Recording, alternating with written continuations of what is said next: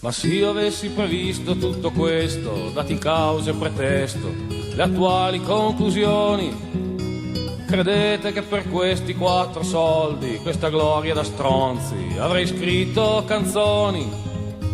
Vabbè, lo ammetto che mi sono sbagliato e accetto il crucifige e così sia. Chiedo tempo, son della razza mia, per quanto grande sia, il primo che ha studiato. Mio padre in fondo aveva anche ragione a dir che la pensione è davvero importante. Mia madre non aveva poi sbagliato a dir che un laureato conta più di un cantante. Giovane ingenuo io ho perso la testa, siano stati libri o il mio provincialismo.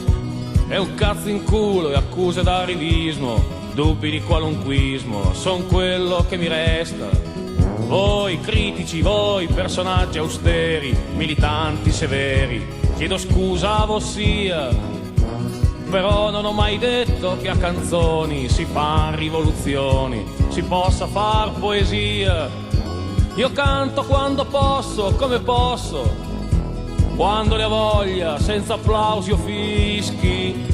Vendere no, non passa fra i miei rischi, non comprate i miei dischi e sputatemi addosso. Secondo voi, ma a me cosa mi frega di assumermi la bega, di star qua su a cantare? Godo molto di più nell'ubriacarmi, oppure a masturbarmi, o al limite a scopare. Se son d'umore nero allora scrivo, frugando dentro alle nostre miserie. Di solito da far cose più serie, costruire su macerie o mantenermi vivo. Io tutti, io niente, io stronze, io ubriacone, io poeta, io buffone, io anarchico, io fascista, io ricchio, senza soldi, io radicale, io diverso ed io uguale, negro, ebreo, comunista, io frocio, io perché canto so imbarcare, io falso, io vero, io genio, io cretino, io solo qui alle 4 del mattino, l'angoscia e un po' di vino, voglia di bestemmiare.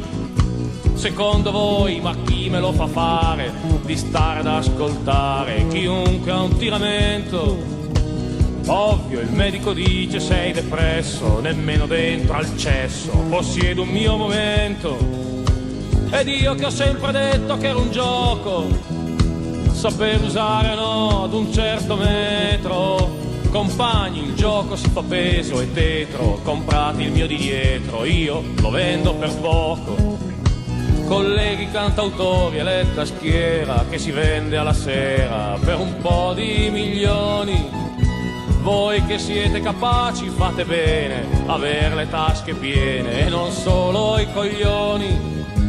Che cosa posso dirvi? Andate fate, tanto ci sarà sempre, lo sapete.